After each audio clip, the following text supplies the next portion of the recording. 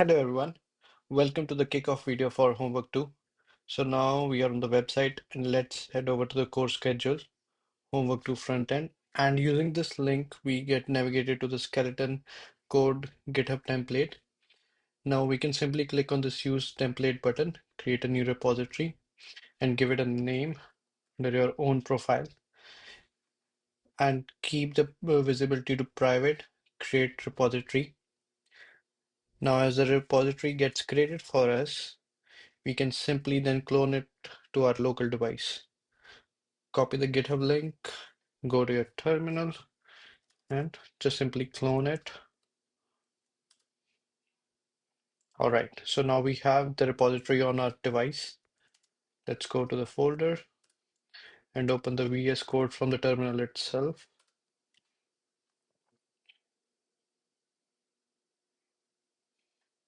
Okay, so now as we are here in the VS Code, we can see the file structure is similar to the homework 1, where we have database files, drizzle files, public SVGs.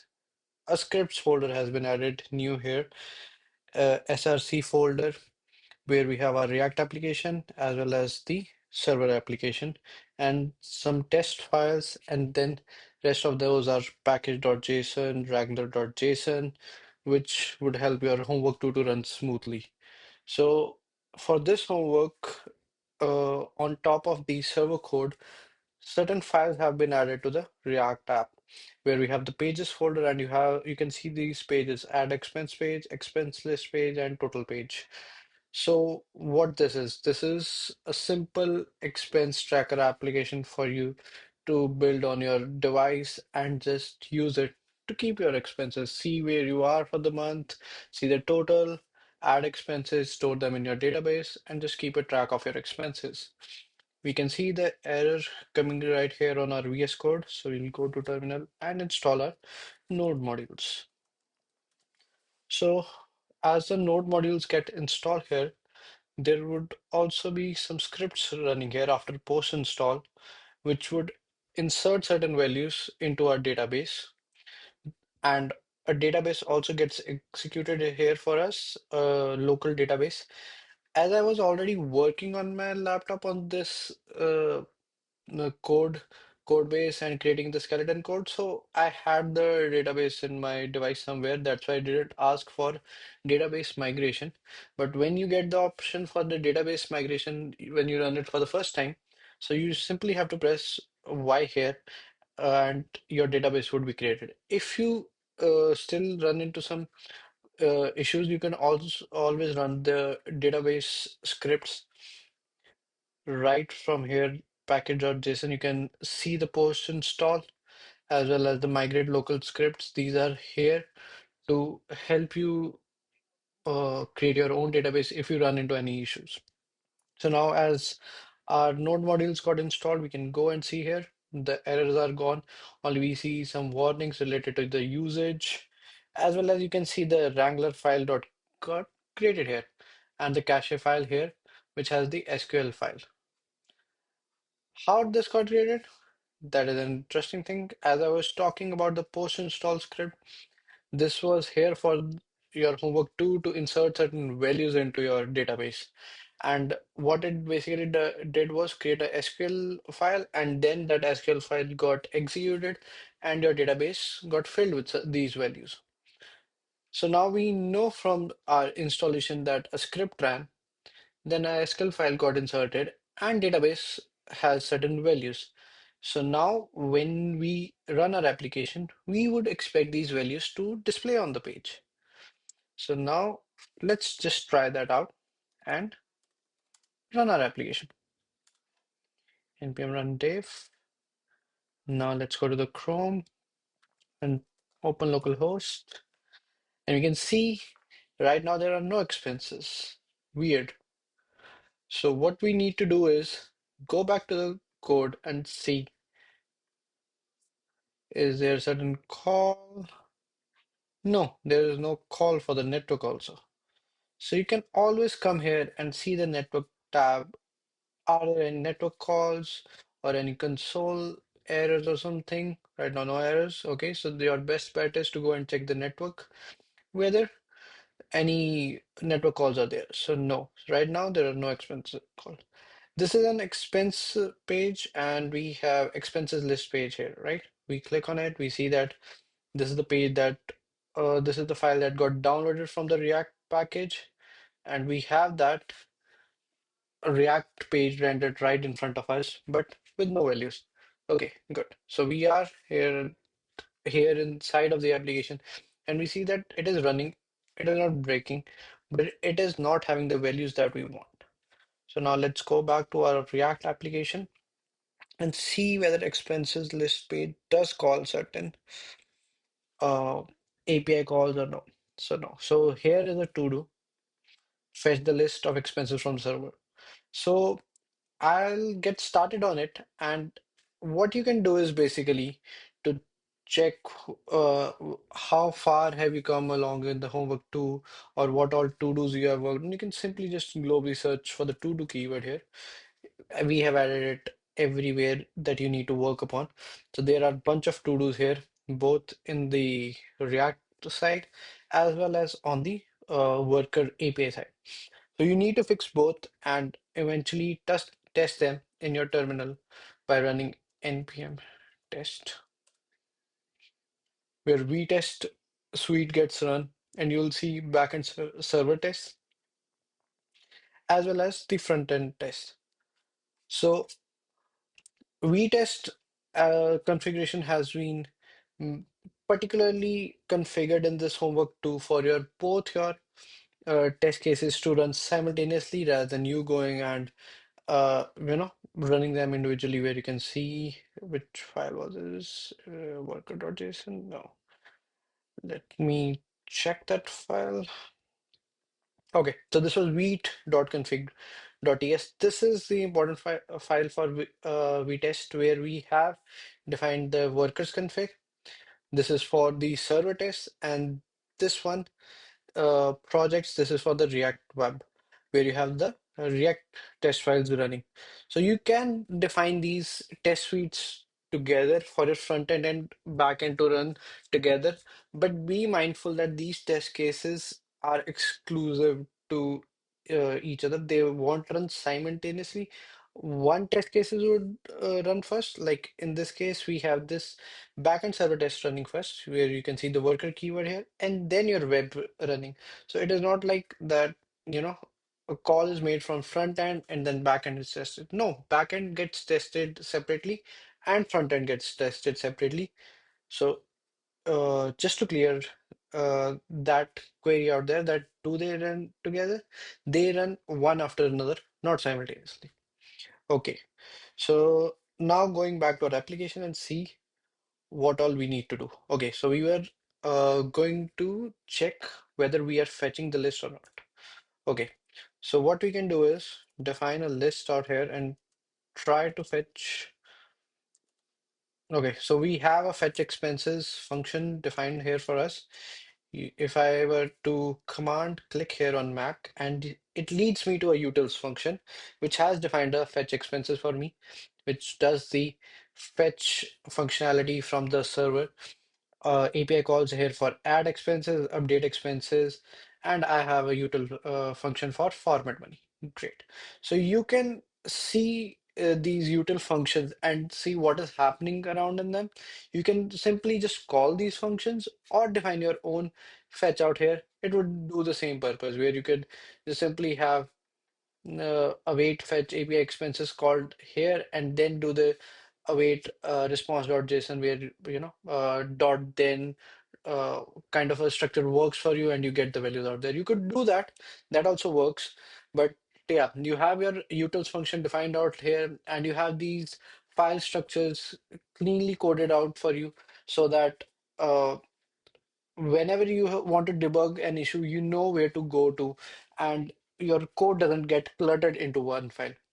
That is why we have three separate pages out here for you, rather than everything being shoved into app.tsx or even the main.tsx. So that is how you should look forward to code your front-end application for your final project and try to break it down into pieces that individually can be debugged, but clubbed together works as fine as a one-page application would work for you.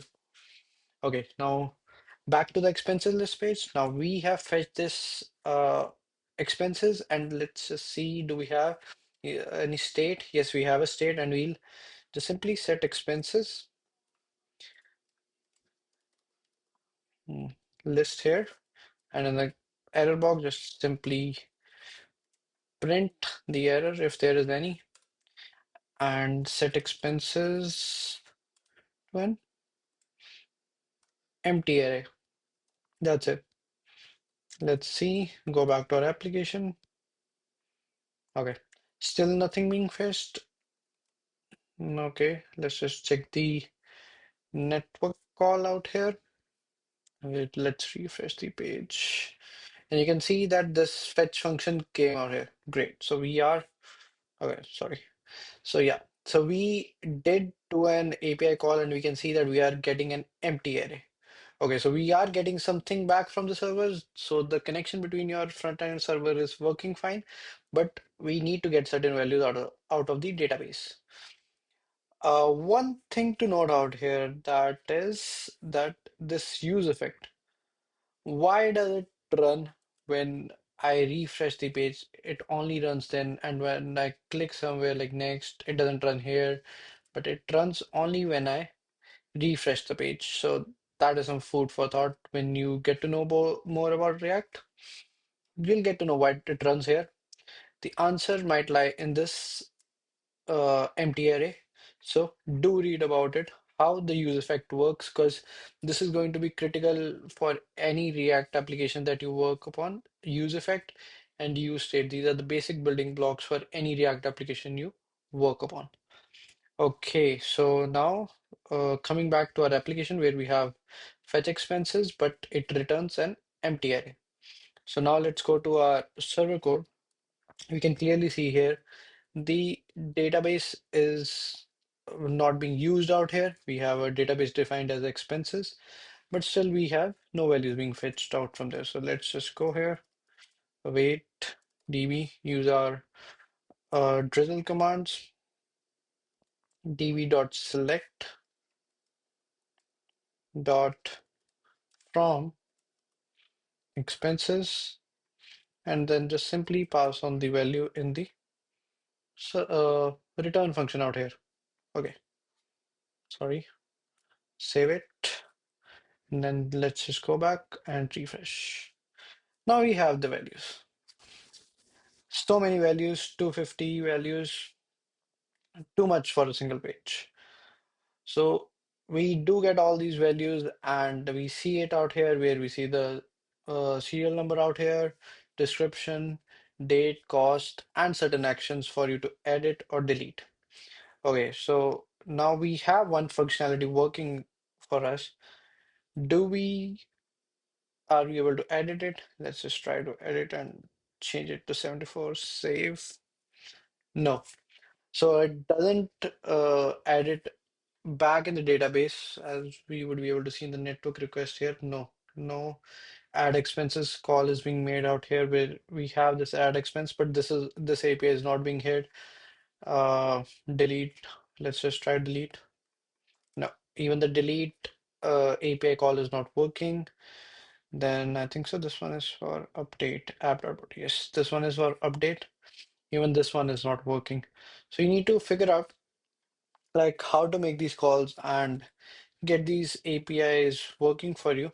You have these to-dos and the skeleton code laid out for you, and you can just simply work around with these to-dos and get working on them. Another thing to work upon uh, in this front end is like where is the total? There should be a third page out here, total, because we see a total page, but we don't see it. So we check where the nav links are defined, which is an app.tsx. You can always search here in to-dos and just simply navigate through the to-dos and find which page has those to-dos. So when we come to the app.tsx file out here, we see the to do, and we do not have a nav link defined for it. So let's just go and try to make a nav link for the total expense page. Well, let it be total expense. And we have to define the path without which this nav link cannot be defined. So we have the path down here, route laid down for us. So we can just simply put it here to total, give it a class name similar to the ones above. Let's just copy here and then change it. Okay, nav link for your uh, CSS to work fine. Class name is important out here. And we have the test ID. We had add expense up here, so let's just state it to total. Yeah. Okay, this came here from the autosave. You don't need this. Okay. Now, when we come back to the application, you can see that there is a total expense page, and this is that page for you where we need to work on why this grand total is not coming as we expected. And we also have this back to list function, which takes us back to the expenses page. And similar here on the add expense page, we have one. You could use this or just simply use your back button in the browser to navigate among the pages. Great. So we have this navigation up and running for us. And let's just see if certain test cases pass for us or no. NPM test. No, currently no test cases are passing for us. If we were to check those, let's just go up here and we see this list. Let's just see, check the front end, navigate between expenses, add expense, total from the nav app. We have all the nav links up here, but it doesn't work. Let's just go down to the test case and we see unable to find an element by data test ID. So the test ID needs to be total hyphen link for the test to pass. So just let's put it here, total hyphen link, go to the test case. And yes, we can see that one of the test cases passed for us in the front end case. Great. So you have 10 points scored here for you, and you can simultaneously keep on working on different test cases for the back end as well as front end and see that which one does get passed for you. Okay. So another one that we can work upon here is getting expenses, return only non-deleted items, sorted newest first. Let's just go back and check our worker code out here because we were fetching values. I just simply did dot from expenses. I didn't put any condition, dot where or order by. Nothing was put out here. The drizzle commands that we have. So it could be that what do we need? What does the test case say? Returns only non-deleted items. So just let me go ahead and check the schema first. Okay, so there is a deleted column out there which has deleted mode set for us in Boolean, but not that the entry gets completely deleted from the table. So we just simply uh, make the value in front of that column, sorry, value in front of that row to be false or true, whether it is deleted or not. So, okay, so that is something that we can use. Dot where,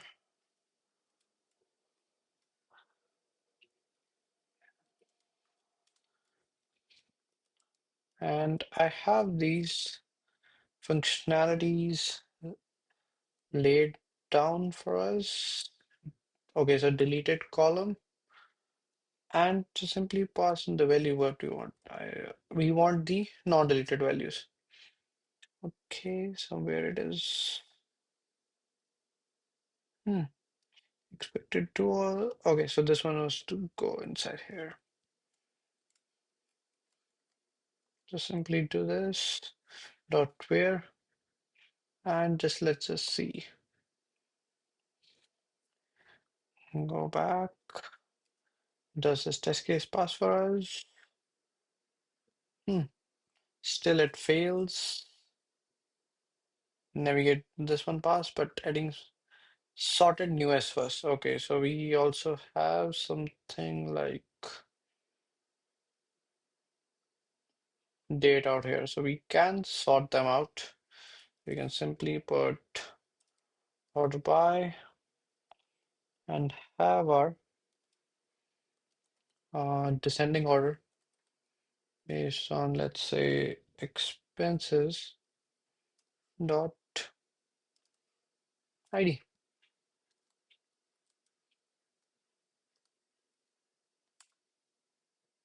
Not just still it fails for us. Which one does get pass?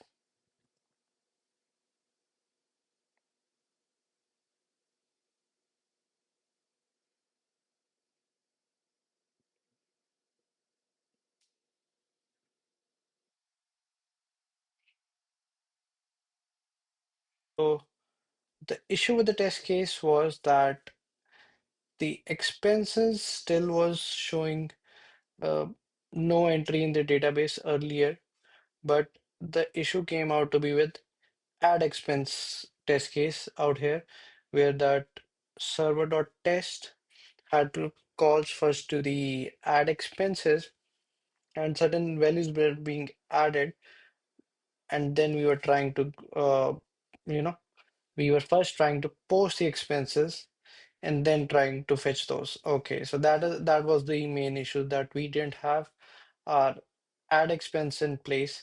That is why our get expenses was failing. Okay, so we should have first worked on add expenses for our test cases to pass, but eventually, now we see the issue. Going to the server.test, you can see that what the test case is doing, and eventually work upon it. So add the add expense code, and you will see that your get expenses functionality also starts to work. Great. So now these are certain test cases that pass as I added the values for add expenses. So yeah, add expenses also started to pass now, and getting expenses is passing. So great. So these test cases are running right now. So now I'll go back to my application, code it up, and have the final running application right here for you.